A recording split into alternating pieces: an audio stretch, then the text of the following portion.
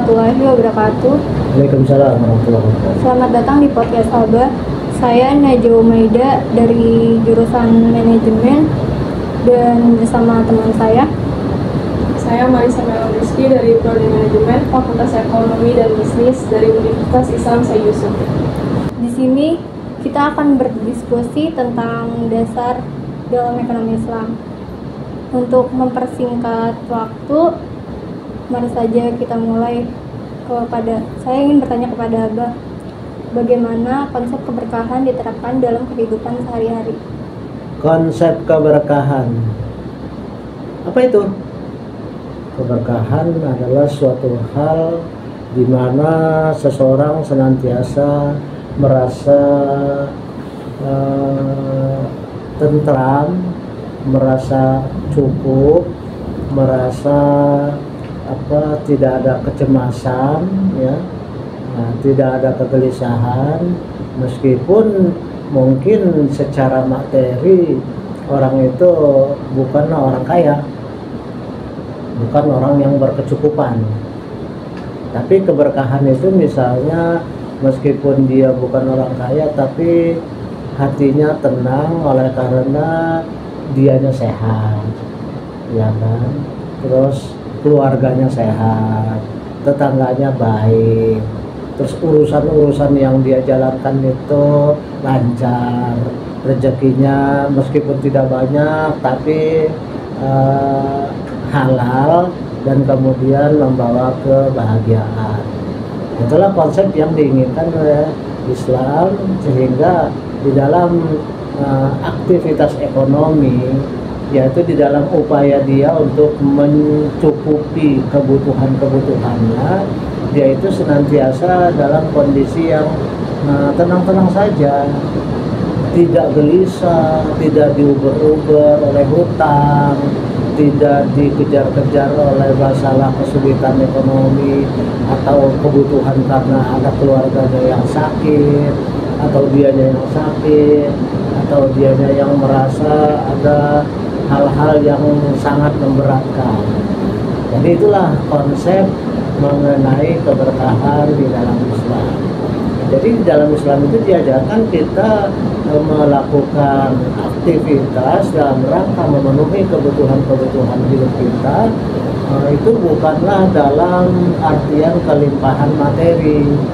Islam tidak mengajarkan kita untuk jadi orang yang berlimpah ruah kekayaan, meskipun diperoleh dengan cara-cara yang tidak sewajarnya, ya. Tetapi Islam juga menginginkan kita supaya menjadi orang kaya, karena hanya orang kaya yang bisa pergi haji, hanya orang kaya yang bisa bayar zakat, hanya orang kaya yang bisa berkurban, yang bisa bersedekah, bisa memberi hibah dan sebagainya. Itu tentu kalau kita memiliki harta yang berkecukupan, ya kan. Kalau kita sendiri senantiasa diliputi kesulitan ekonomi, nggak punya duit terus, ya bagaimana kita bisa pergi haji? Bagaimana kita bisa membantu orang lain kalau kita sendiri susah, ya kan? Tetapi Islam ini menginginkan kualitas dari harta kita, yaitu harta yang membawa ketentraman, harta yang membawa kita senantiasa dalam ketenangan. Kan yang susah itu udah kita miskin harta, tapi juga miskin jiwa, dalam arti udah tahu miskin, pengen ini, pengen itu, ya cita-citanya tinggi, pengen hidup mewah. Hidup mewah dari mana? Uang makan aja susah. Nah, maka kemudian timbulan niat-niat yang tidak baik. Misalnya pengen makan enak, ya kita kemudian melakukan pencurian, penipuan, korupsi, penggarongan dan sebagainya, di mana harta-harta yang kita dapat yang nantinya akan kita makan itu jelas-jelas tidak akan membawa keberkahan, ya kan. Orang yang melakukan kejahatan udah pasti dia hidupnya akan senantiasa diliputi oleh berbagai perasaan yang tidak menenangkan, selalu gelisah, takut ketahuan perbuatannya, takut terbongkar kejahatannya, takut ada balasannya dan sebagainya, sehingga membuat dia menjadi senantiasa gelisah. Makanya Islam mengajarkan kita harus jadi orang kaya, tapi kaya yang diperoleh dengan jalan yang baik, dengan jalan yang halal, dengan jalan yang tidak melanggar hukum, sehingga jiwa kita senantiasa tenang karena tidak diliputi oleh kegelisahan. Nah, seperti itulah konsep keberkahan yang diinginkan oleh Islam. Silakan, ada lagi? Saya ingin bertanya, apa yang dimaksud dengan perlindungan terhadap agama, jiwa, akal, keturunan, dan harta? Perlindungan terhadap agama ini maksudnya apa ya? Mungkin maksudnya perlindungan terhadap orang-orang untuk memeluk suatu agama. Dalam konsep Islam sudah dijelaskan, sudah ditegaskan bahwa la ikraha fid din, tidak ada paksaan di dalam agama. Semuanya harus berdasarkan keikhlasan. Tetapi dalam Al-Quran juga disebutkan, barang siapa yang melakukan kebaikan sekecil apapun akan ada ganjarannya, dan barang siapa melakukan kejahatan sekecil apapun juga ada balasannya. Ya, jadi meskipun kita dibebaskan, Anda mau masuk Islam ya monggo, tidak mau juga terserah, tidak ada paksaan. Tapi sama halnya dengan misalnya Anda berkuliah di UNIS, kan nggak ada yang maksa-maksa Anda untuk masuk UNIS. Nah, siapa yang maksa-maksa Anda untuk belajar di UNIS? Kan terserah, ya kan? Bebas-bebas saja, mau masuk ke UI ke, mau masuk ke Untar ke, mau masuk ke Trisakti ke, mau masuk Muhammadiyah ke, atau mau masuk ke UNIS, silakan. Tidak ada paksaan. Tapi begitu Anda masuk ke suatu lembaga pendidikan tertentu, misalnya ke UNIS, ya pasti akan ada hak dan kewajiban Anda. Berarti ketika Anda memutuskan untuk jadi mahasiswa UNIS, ya Anda harus bisa memenuhi kewajiban-kewajiban sebagai mahasiswa UNIS. Bayar SPP, mengikuti perkuliahan, menjalankan tugas dari dosen, mengikuti dari semester 1 sampai semester 8, kemudian mengikuti ujian-ujian, sampai akhirnya Anda dinyatakan sudah melampaui semua itu dan berhak mendapatkan atau menyandang gelar sarjana ekonomi. Sama ketika Anda ingin juga masuk surga dalam ajaran Islam, siapa yang nyuruh Anda untuk masuk Islam? Terserah, nggak mau masuk juga boleh. Tapi ketika masuk berarti Anda harus terikat dengan kewajiban-kewajiban yang ada dalam agama Islam. Agama Islam menyuruh Anda sholat, ya harus ya laksanakan. Agama Islam menyuruh Anda untuk berpuasa, ya harus berpuasa. Ya kan, itu sesuai dengan rukun Islam. Rukun Islam ada berapa sih? Ada 5. 1, kita mengucapkan syahadat. Ya berarti untuk masuk Islam Anda pertama harus mengikrarkan bahwa tidak ada Tuhan selain Allah. Itu syarat yang pertama.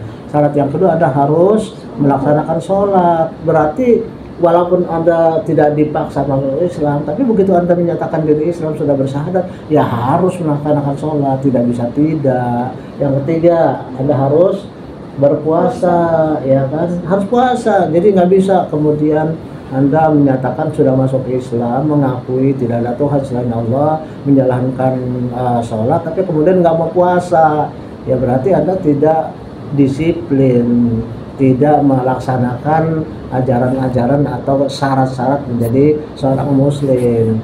Yang keempat, rukun Islam. Anda harus mengeluarkan zakat, ya. Anda harus sadar bahwa dari harta yang diberikan kepada Anda sebagai titipan dari Allah, itu tidak semuanya milik Anda. Ada miliknya orang miskin, ya, yang harus Anda keluarkan sekian persen. Kalau Anda tidak mengeluarkan zakat, itu berarti Anda korupsi terhadap hartanya orang lain. Nah, orang korupsi itu kan juga harus kena hukuman. Berarti orang tidak berzakat, selain dia dinyatakan tidak memenuhi syarat sebagai seorang Islam, juga berarti dia harus dihukum. Nggak bisa kemudian selamalah Anda kuliah, kalau Anda tidak mau mengerjakan tugas, ya tentu Anda nanti susah dosen memberikan nilai. Ya, sebagai contohnya Anda bersedia datang ke sini melakukan diskusi, walaupun terpaksa Anda berkali-kali datang ke sini, tapi Anda jalani, ya kan? Karena memang merupakan suatu ketentuan yang ditetapkan oleh pengajar. Nanti pengajar juga akan menilai, pertama, kedisiplinan Anda datang, kedua, kemampuan Anda untuk berdiskusi, yang ketiga, Anda menguasai masalah, yang keempat, Anda bersedia untuk berbagi dengan teman lain dengan men-share videonya.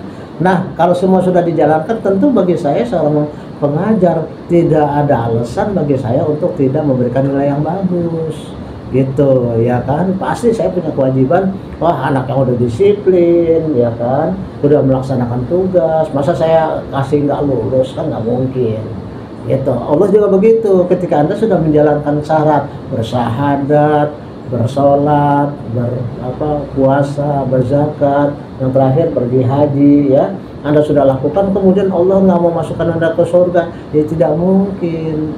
Anda dari semester 1 sampai 8 udah kuliah, masa UNIS nggak mau wisuda Anda, kan gitu ya. Ya, jadi artinya ketika seseorang sudah memenuhi semua persyaratan, itu pasti Anda akan mendapatkan apa yang menjadi hak Anda. Ya, berarti ketika orang itu tidak mau memeluk agama Islam, ya terserah. Tapi kan dia juga nggak berhak mendapatkan apa yang dijaga oleh Islam, kan gitu. Islam menjanjikan keberkahan, menjanjikan keselamatan, menjanjikan surga. Anda mau masuk surga tapi nggak mau ngapa-ngapain, itu kan sama aja Anda nggak mau masuk UNIS tapi pengen diwisuda UNIS. Ya, kata rektor, siapa lu kan gitu kan. Kamu minta diwisuda, oh saya bayar deh, bayar sekian untuk bisa diwisuda, bayar. Ya kan nggak bisa, walaupun kamu bayar berapa, tapi kamu nggak pernah ikut kuliah, nggak pernah ikut ujian, nggak pernah mengerjakan tugas, tiba-tiba aku pengen diwisuda karena bayar. Itu berarti kan ijazahnya dibeli, ya kan. Sama juga kalau di dunia ijazah dibeli masih mungkin, tapi di akhirat nggak bisa. Allah nggak butuh dengan suap-suap, nggak butuh gratifikasi, nggak butuh Anda mau bayar berapa, Anda sekaya apapun, nggak ada gunanya di mata Allah, ya kan. Biarpun kamu punya emas setinggi gunung, 2 gunung, 3 gunung, sama sekali nggak ada artinya. Yang dibutuhkan adalah kedisiplinan. Meskipun dikatakan la ikraha fiddin, maka berarti Allah atau Islam melindungi Anda untuk masuk atau tidak masuk kepada Islam, terserah, gitu. Dan itu berarti juga akan melindungi orang-orang yang sudah masuk Islam dengan apa? Ya, dengan petunjuk-petunjuk baik dalam Al-Quran maupun hadis, ya kan. Misalnya kita bersyahadat, berarti kita dilindungi dari kesyirikan, kemusyrikan. Kita bersolat, kita dilindungi dari perbuatan nahi dan mungkar, ya kan. Kan sholat itu mencegah dari perbuatan keji dan mungkar, kan gitu kan. Nah, berarti dengan sholat Anda dilindungi, dengan puasa Anda dilindungi dengan kondisi sehat, karena sehat puasa itu juga menyehatkan. Begitu juga dengan berzakat, berarti Anda dilindungi dari kemungkinan memakan harta yang tidak halal, ya kan. Kemudian yang kelima, dengan pergi haji Anda insya Allah melengkapi persyaratan menjadi seorang muslim yang baik, yaitu rukun yang kelima sebagai umat Islam yang mampu melakukannya, gitu. Jadi Islam itu sendiri artinya apa? Selamat, keselamatan baik di dunia maupun di akhirat, gitu ya. Jadi dengan demikian kita menjadi jelas bahwa kalau Anda memilih masuk Islam, itulah yang terbaik untuk kita, karena Allah sendiri mengatakan, tidaklah aku ciptakan jin dan manusia kecuali untuk beribadah. Tetapi beribadah yang bagaimana? Tidak bisa suka-suka kita, karena tiap agama juga mengajarkan ibadah. Ya, tapi kan yang kita inginkan adalah ibadah yang diperintahkan oleh Allah dan dicontohkan oleh Nabi Muhammad, bukan ibadah menurut ketentuan ajaran agama lain. Ajaran orang lain terserah mereka yang menganut. Tapi kalau kita sudah masuk Islam, ya berarti kita harus taat kepada apa yang dipersyaratkan oleh Islam. Anda masuk UNIS, ya berarti Anda harus patuh kepada apa ketentuan UNIS. Ya kan Anda nggak mau patuh, ya gampang, nggak ada nilai, nggak ada wisuda, nggak ada ijazah. Kan begitu, impossible Anda mendapatkan gelar sarjana dari UNIS tanpa Anda melakukan rangkaian dari semester 1 sampai dengan 8. Payah pasti bilang. Emang kamu nggak capek? Sekarang ini udah kuliah sampai semester 3, udah terasa 3 semester ya. Capeknya, keluar duitnya, mondar-mandirnya, bahkan harus ke sini melakukan diskusi dan sebagainya. Kan juga tidur di rumah hujan-hujan begini kan gitu kan. Tapi Anda datang ke sini patuh, nah berarti nanti akan ada imbalan berupa nilai yang baik kan gitu. Berarti juga seorang Islam akan mendapatkan imbalan yang baik kalau memang dia disiplin melakukan semua rukun-rukun atau syarat-syarat menjadi Islam yang kafah yang baik. Oke, berikutnya. Apa saja faktor-faktor yang dapat mengurangi keberkahan dalam ekonomi? Faktor yang bisa mempengaruhi keberkahan, tentu saja yang utama adalah cara memperoleh pemenuhan kebutuhan itu. Ya kan, tadi sudah kita bahas bahwa ya, yang namanya berkah itu tidak tergantung pada jumlah. Bukan berarti harta yang berlimpah itu yang kemudian akan mendatangkan kebahagiaan. Berapa banyak orang kaya tapi hatinya gelisah terus. Berapa banyak orang yang hartanya berlimpah tapi penyakitan. Entah dianya, entah keluarganya, entah anaknya, atau dia senantiasa kecemasan karena tetangganya tidak baik, atau dia kesana kemari selalu terancam masalah, terancam keselamatannya. Nah, itu berarti tidak berkah. Berarti untuk bisa mendapatkan harta yang berkah, perhatikan caranya. Harta yang paling baik adalah yang kita peroleh dari keringat kita sendiri. Berarti kita harus bekerja keras untuk memenuhi kebutuhan hidup kita dengan jalan yang sebaik-baiknya, dengan jalan yang halal. Tidak juga minta-minta, tidak juga ngemis-ngemis, tidak juga gambling, masang togel, masang apa, mengharapkan sesuatu, limpahan rezeki, tapi cuma ngecak angka, kan mustahil. Ya, kita harus bisa berusaha, harus bekerja keras supaya apa yang kita dapat mendatangkan keberkahan. Yang bisa mengurangi adalah caranya tadi. Kalau caranya nggak beres, ya pasti jadi nggak berkah gitu. Oke, ada lagi? Pertanyaan selanjutnya, saya ingin menanyakan bagaimana ekonomi Islam memberikan perlindungan terhadap agama, jiwa, akal, keturunan, dan harta. Perlindungannya ya berarti tadi keselamatan dunia dan akhirat ya. Fid dini wad dunya wal akhirah. Di dunia kita hidup tentram, di akhirat kita mendapatkan kebahagiaan. Bagaimana caranya? Faman arada dunya fa 'alaiha bi ilmi. Mungkin sudah saya singgung di yang sebelum-sebelumnya, tapi ini memang harus kita ulangi. Barang siapa yang ingin mendapatkan keselamatan, kebahagiaan di dunia, ya harus belajar ilmunya. Kamu pengen dapat gelar sarjana ekonomi kan belajar, tidak tiba-tiba kemudian dapat gelar enak baik, kan nggak bisa. Begitu juga Anda ingin masuk surga, faman aradal akhirah fa 'alaiha bi ilmi. Ya, bagaimana caranya sholat, bagaimana caranya zakat, bagaimana caranya ibadah-ibadah lain, ya tentu bisa diketahui dengan belajar. Ya, dan kemudian semua itu akan melindungi diri kita dari apa? Dari kemungkinan bahaya. Karena apa? Karena barang siapa yang melaksanakan semua perintah Allah dan menjauhi larangannya, ya Allah akan menjamin bahwa kehidupan kita itu jauh dari kecemasan, jauh dari ketakutan, jauh dari permasalahan yang membahayakan, dan bahkan akan ada rezeki dari sisi-sisi atau dari tempat-tempat yang tidak pernah kita duga. Oh, tahu-tahu kok dapat rezeki dari situ gitu. Karena apa? Karena kita senantiasa berserah diri pada Allah, ya kita berusaha keras, kita berusaha untuk bekerja secara halal, secara baik, maka insya Allah akan ada rezeki yang baik juga gitu. Itu cara Allah melindungi jiwa juga, melindungi diri, melindungi pribadi, melindungi masyarakat. Kalau tiap diri itu melakukan semua dengan baik, insya Allah masyarakat juga akan tentram. Tidak ada orang yang mau maling, tidak ada orang yang mau merampok, karena semua orang berpikir untuk melakukan pekerjaannya dengan sebaik-baiknya. yang terjadi adanya perampokan dan sebagainya itu kan mungkin ada kesenjangan ekonomi. Ada pihak yang kaya raya tapi dia nggak peduli, tapi ada orang yang miskin papa tapi nggak dipedulikan, sehingga timbullah kedengkian, timbullah kecemburuan, timbullah kemarahan, dan timbullah niat-niat untuk bisa mendapatkan kebutuhannya dengan cara yang tidak halal, mungkin dengan mencuri, merampok dan sebagainya. Oke, masih ada? Bagaimana menjaga keberkahan dalam usaha bisnis? Menjaga keberkahan itu ya kembali lagi ke yang tadi, usahakanlah bahwa apa yang kita dapat itu bukan soal kuantitas tapi soal kualitas. Terutama tentu yang harus kita benahi adalah niat kita. Innamal a'malu binniyat.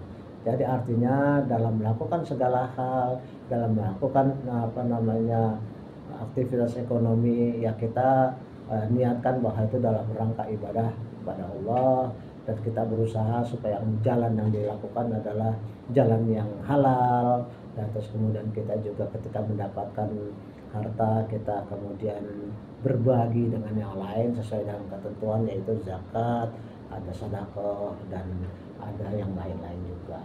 Oke, saya kira penutup pertanyaan terakhir, silakan.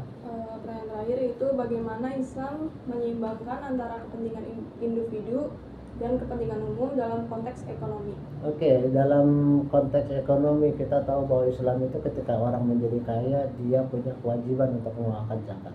Zakat itu adalah pemberian dari mereka yang lebih mampu kepada orang yang kurang mampu, sehingga dengan demikian akan terjadi keseimbangan antara kehidupan di dalam masyarakat, di mana orang kaya tidak sewenang-wenang tetapi dia juga mau berbagi, dia menikmati kebahagiaan tapi dia juga ingin dan bersedia untuk berbagi dengan orang miskin.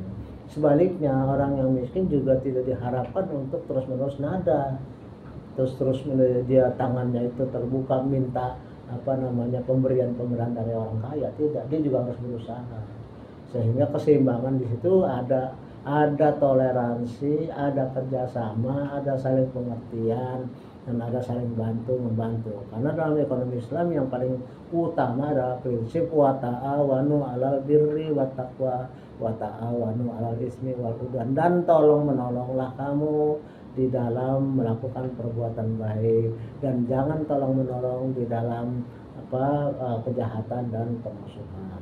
Jadi kalau setiap orang yang kaya, yang miskin tahu hak dan kewajibannya dan kemudian saling tolong menolong, insya Allah terciptalah keseimbangan di dalam hubungan bermasyarakat. Ya, tidak ada kecemburuan, tidak ada kedengkian, tidak ada niat yang jahat dan sebagainya, karena semua sudah merasa mendapatkan apa yang seharusnya didapatkan. Baik, saya kira kita tidak perlu terlalu berpanjang lebar karena intinya sudah kita dapatkan bahwa di dalam Islam meskipun tidak ada paksaan di dalam memeluk agama, tetapi ketika kita sudah memutuskan memeluk satu agama, maka kita terikat dengan ketentuan-ketentuan yang ada di dalamnya. Sekira demikian, bisa ditutup, silakan. Baik, kesimpulan dari saya yaitu ekonomi Islam menawarkan sebuah sistem ekonomi yang tidak hanya berorientasi pada keuntungan materi semata, tapi juga pada keseimbangan antara dunia dan akhirat. Itu saja dari saya akhiri diskusi kali ini. Assalamualaikum warahmatullahi wabarakatuh. Waalaikumsalam warahmatullahi wabarakatuh.